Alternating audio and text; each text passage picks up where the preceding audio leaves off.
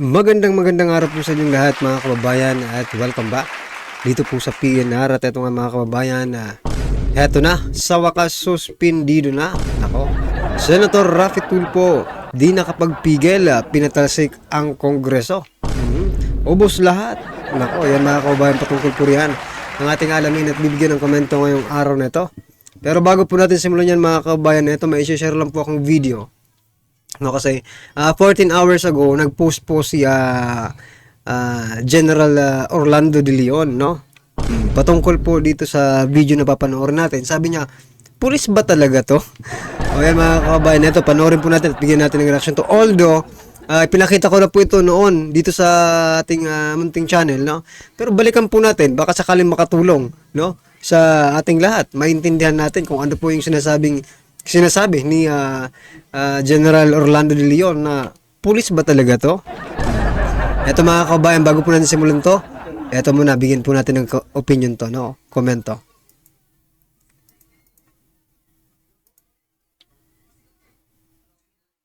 Wala po ang ating CPNP na yung problema po sa illegal drugs is not only the concern of law enforcers.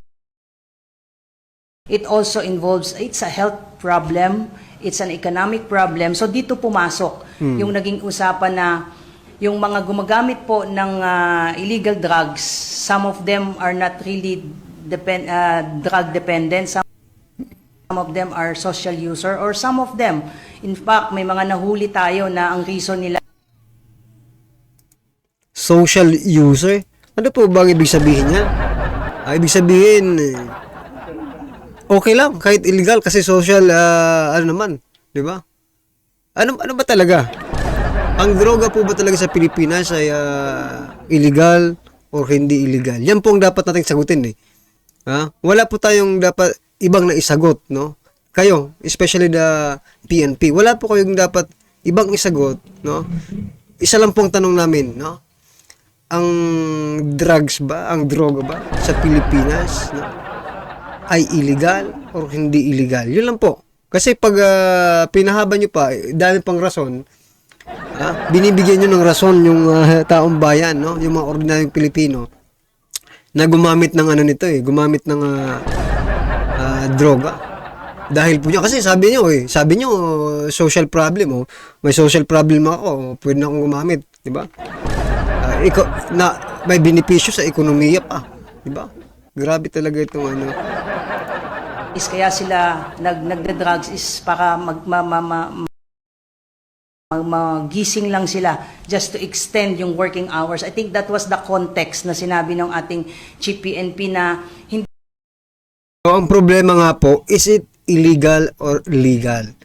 Yan po kahit ano pang sabihin ninyo, kahit pa marami kayong sabihin na mabubulaklak na mga salita dyan.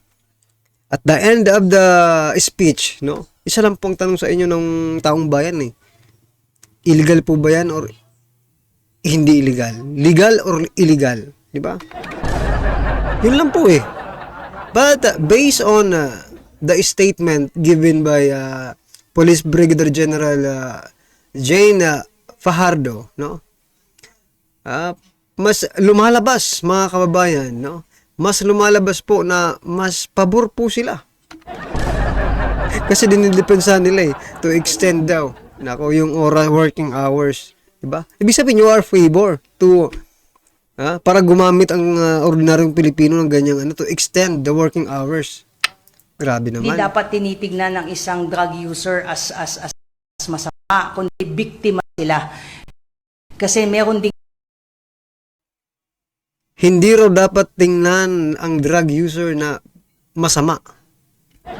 Paano po yung drug users na nga nangre-rape pa, nagnanakaw, pumapatay?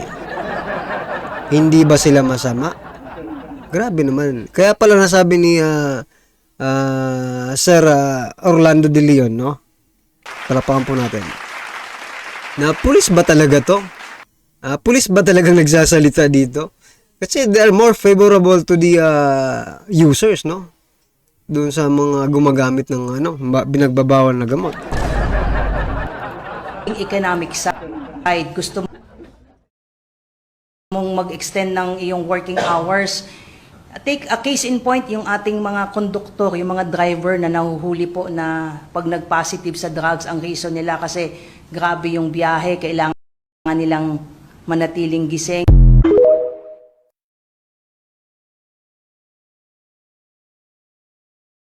Sir, mga kabayan, ano pong opinion nyo dun, ha? At ito na nga, sama-sama, sabay-sabay po natin pakinggan na panoorin at bigyan ng komento ang video ito.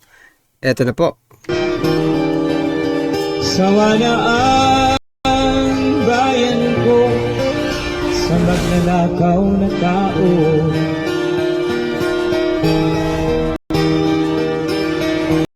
Ngayon, kahit alam mo ng sobrang gulo na ng gobyerno natin, ito ang sigaw na marami sa ating mga kababayan matapos di mo nang mapansin nila na kahit sobrang gulo na ng gobyerno ay miskisang imik wala silang naririnig kay Senator Raffy Tulfo. Pero bago ang lahat mga kapinas, kung bago ka pa lamang sa channel natin ay huwag mong kalimutang mag-subscribe at pakiclick na rin ang notification bell para mas maging updated ka pa lalo sa lahat pa ng bagong videos na i-upload namin.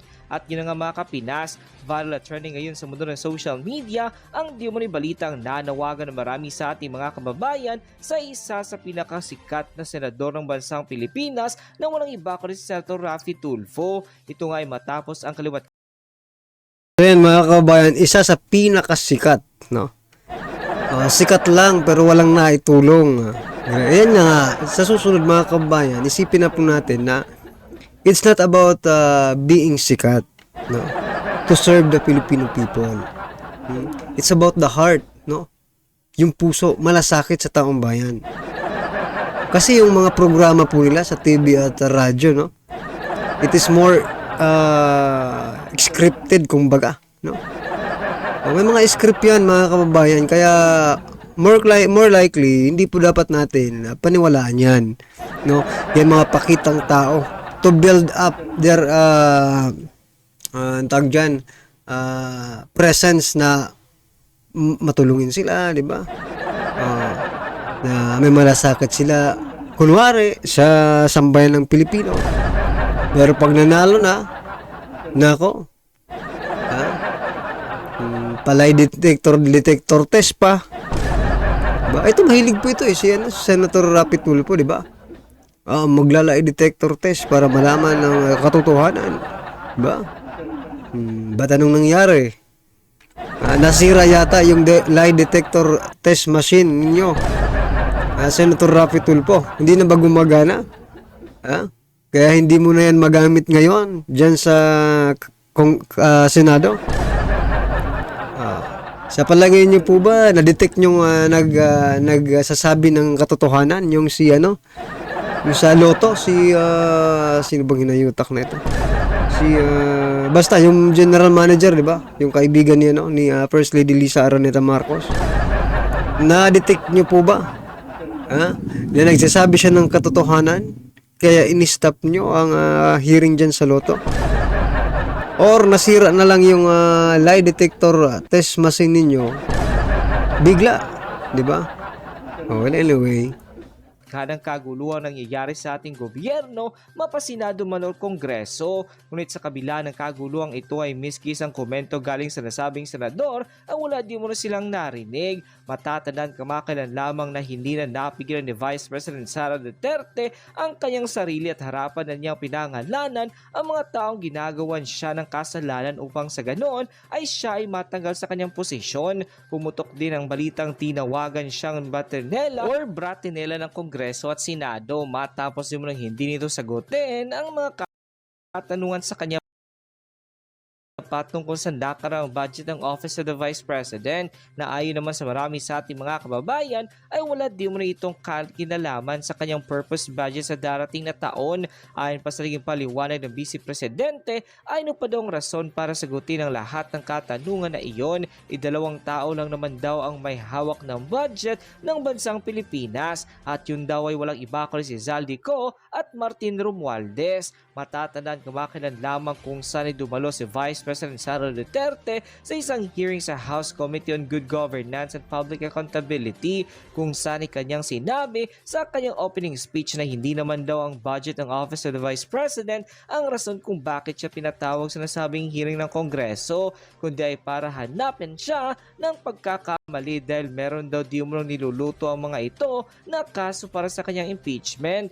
Ayon pa sa official report na inilabas ng Inquiry.net sa kanilang official website. From Inquiry.net, VP Sara Duterte House hearing on OVP, a dry run of impeachment.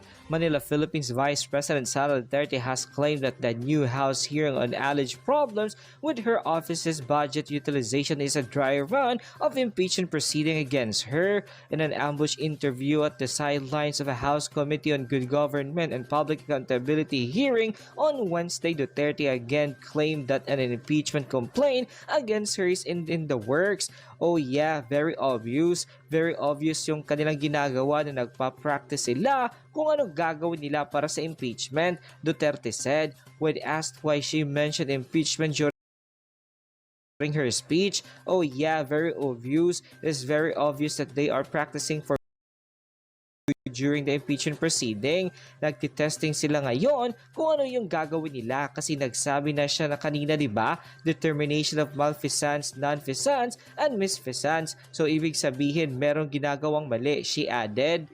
And sa naging official report nga na ito ng Inquiry.net sa kanilang official website ay talaga namang walang pagdadalawang isip at buong tapang na binasag ni Vice President Sara Duterte ang Kongreso sa kanyang sinabing kaya naman daw siya pinatawag na nasabing hearing ay hindi para pag-usapan ng mga budget ng Office of the Vice President, kundi para hanapan siya ng butas dahil daw di umano'y may nilulutong impeachment case laban sa kanya. Sa nasabing hearing ay marami sa ating mga kababayan nakapansin na dalawa lamang ang kongresistang tumutulong kay Vice President Sara Duterte at yun ay walang iba kundi si Representative Marco Leta at dating Pangulong Gloria Macapagal Arroyo. Kaya naman banat ng marami sa ating mga kababayan ay ngayon pa lamang daw ay alam na nila kung sino ang mga taong dapat nilang pagkatiwalaan at kung sino ang mga taong hindi na dapat pagkatiwalaan. Kaya naman banat nila at sa darating na eleksyon ay hindi na nila hahayaan pang may mga taong makaupo sa pwesto na walang tunay na pagmamahal sa ating mahal na bayan.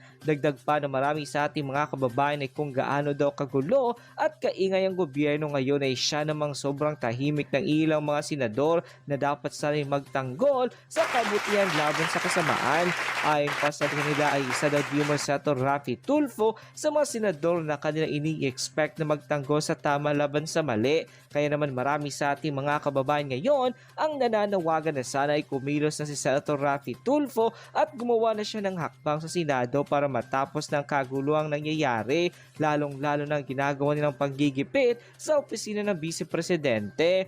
Matapos nga lumabas sa balitang ito, ay umani agad ang samot-sari komento at reaksyon mula sa marami sa ating mga kababayan at marami nga sa kanila ngayon ang hindi napigilan ng kanilang sarili na maglabas ng kanilang hinaing at komento sa mundo ng social media. The netizens posted, "Grabe na to, sobrang gulo na ng ating mahal na bayan, kaliwat kada na ang paninira sa Pangulo at lalong-lalo na sa Vice Presidente. Nasaan na sinasabi nilang unity team? Akala ko ba magkakaisa na ang Presidente at Vice Presidente kasi nanggaling sila sa isang partido na iisa lang ang pinaglalaban, pero bakit ngayon ay mas lalong gumulo pa? Hahays, isa pa sa napansin ko ay bakit sobrang tahimik ng ibang senador sa nangyayaring kaguluhan ngayon sa ating mahal na bayan. Wala na ba talagang magtatanggol kay Vice President Sara?